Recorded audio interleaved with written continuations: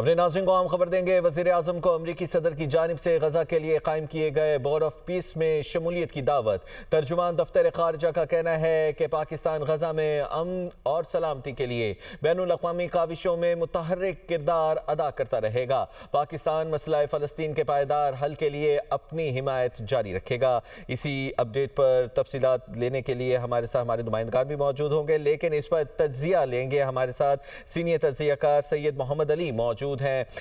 سید محمد علی، بہت شکریہ آپ نے ہمیں اپنا قیمتی وقت دیا۔ جو صورتحال اس وقت غزہ کے اندر ہے اور جو board of peace Donald Trump کی جانب سے بنایا گیا ہے، اس میں پاکستان کو جس طرح سے دعوت دی گئی ہے، کیا دیکھ رہے ہیں آگے فیوچر میں؟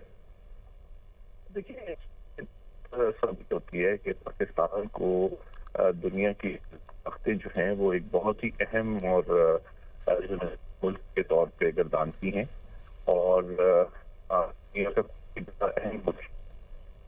پاکستان کی مشاورت سے فیصلے کیے، اور میں سمجھتا ہوں کہ پاکستان کے لیے ایک بڑا اچھا موقع ہے کہ جو فلسطین کا معاملہ ہے اس کو عالمی قوانین کی جانب ہم اپنا ایک رول بھی پلے کر سکتے ہیں۔ ہمارا موقف بالکل واضح ہے کہ جنگ بندی فوری ہونی چاہیے، وہاں سے فوج کا انخلا ہونا چاہیے،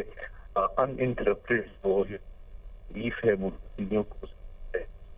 ممکن بنائے، بحالی کا اور ریکنسٹرکشن کا عمل شروع ہونا چاہیے، اور بتدریج جو ہے وہاں پہ ایک دیرپا امن کا نظام قائم کیا جائے۔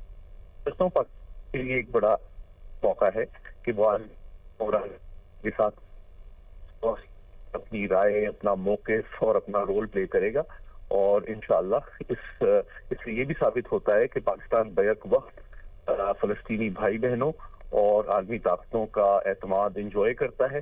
اور انشاءاللہ اس عمل میں ایک بڑا مثبت اور تعمیری کردار پاکستان ادا کرے گا۔ اچھا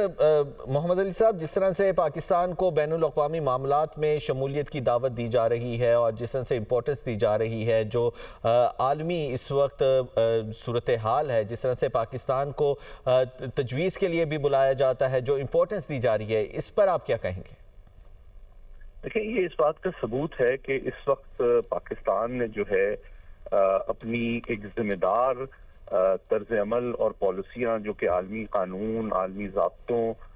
کے عین مطابق ہوتی ہے، اس کی وجہ سے یہ احترام اور اعتماد عالمی طاقتوں کا حاصل کیا ہے، اور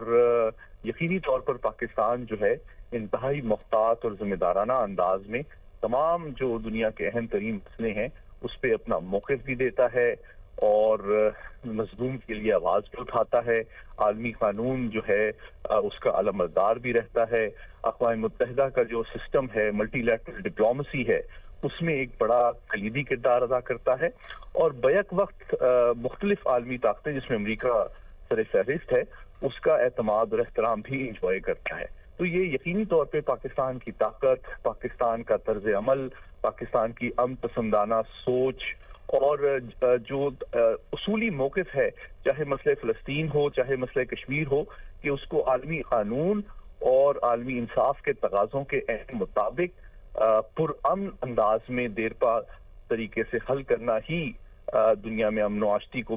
فروغ دینے کے لیے ضروری ہے۔ یہ پاکستان کی وہ سوچ ہے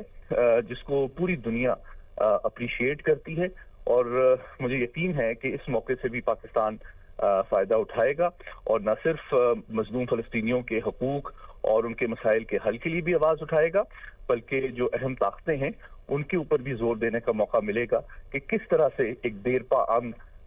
مشرق وسطیٰ میں بحال کیا جا سکے۔